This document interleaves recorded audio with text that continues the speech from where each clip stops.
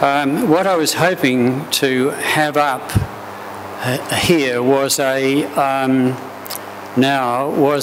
quotation from a publication which came from the National Academy of Sciences in the US in 1969, where the National Academy of Sciences in 1969 clearly pointed to this very sharp peak of population growth and resource consumption, and said that we must very rapidly come back to essentially a steady state economy, a steady state with population, and a steady state with respect to resource consumption.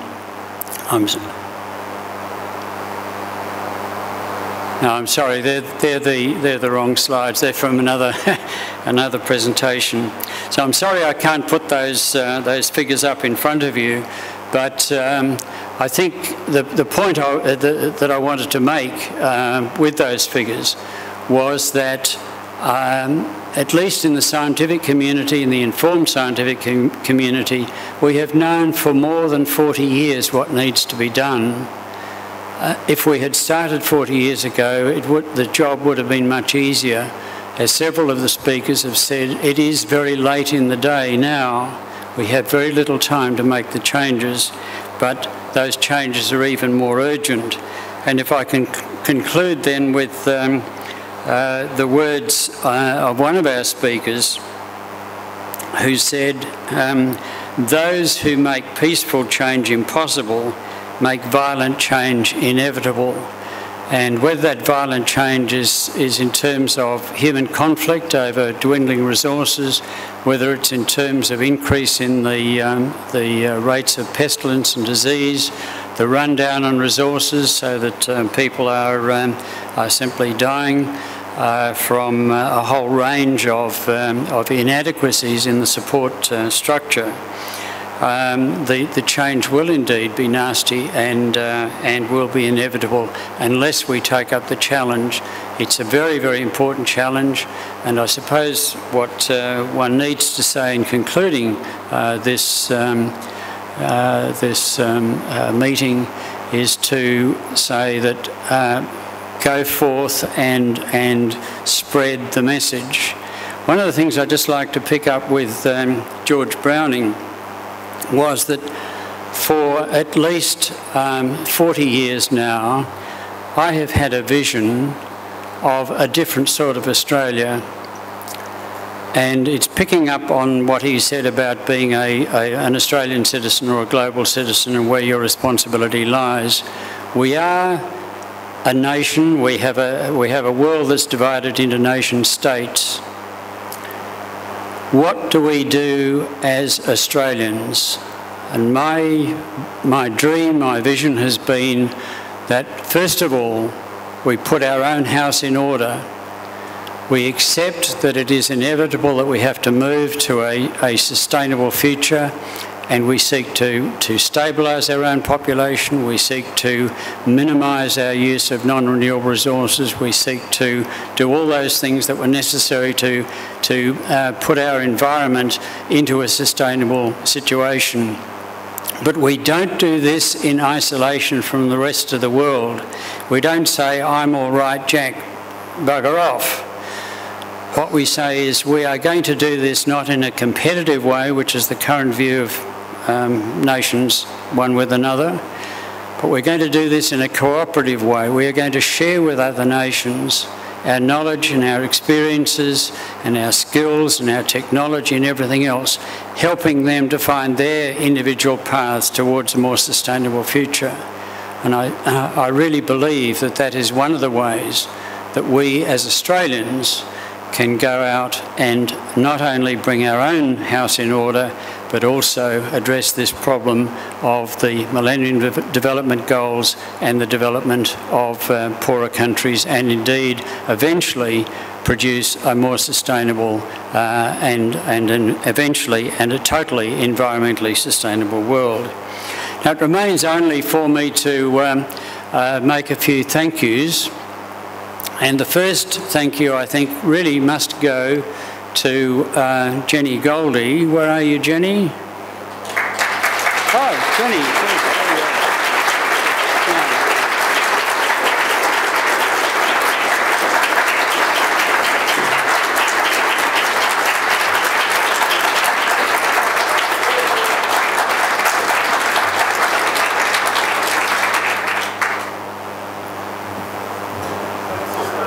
Jenny.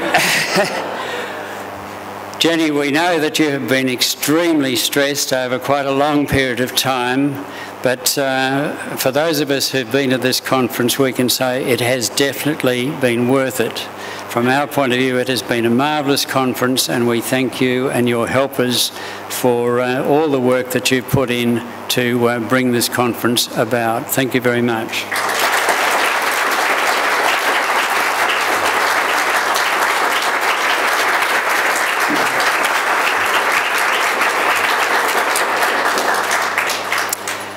And to all our speakers, thank you very much for coming along and addressing us and giving us these enormously varied perspectives on this complex of issues and talking about the way in which they relate and they interact.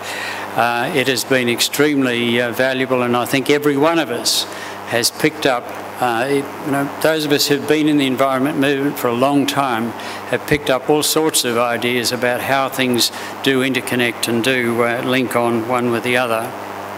And finally, thank you very, very much, all of you, for coming along and attending this conference, participating, asking very good questions, arguing with each other, and hopefully now, as I say, going forth and not multiplying, but going forth and multiplying the message out there into the community. Thank you very much.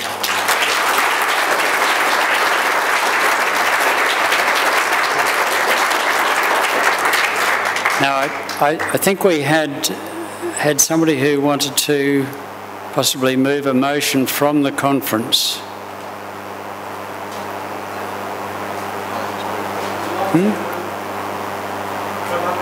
Can you come up and read it? Yes. Now look, Paul Sinclair, I threw this together during lunchtime. The wording may not be exactly the way it ought to be, and it doesn't even specifically mention MDGs, though they have to be part of this deal. I just believe that we ought to, this is one thing we can do, and I really believe we ought to get on with it. You may want to quibble with the wording, but let's get a resolution passed, huh? I'll read it as quickly as I can.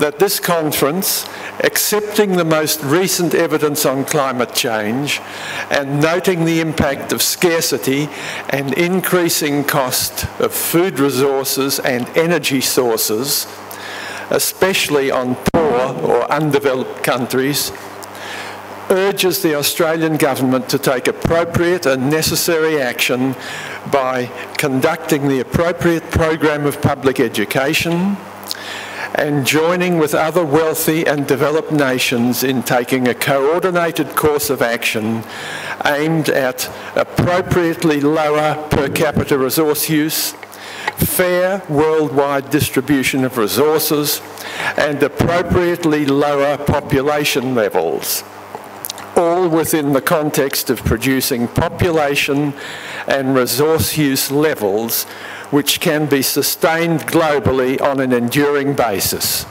Thank you.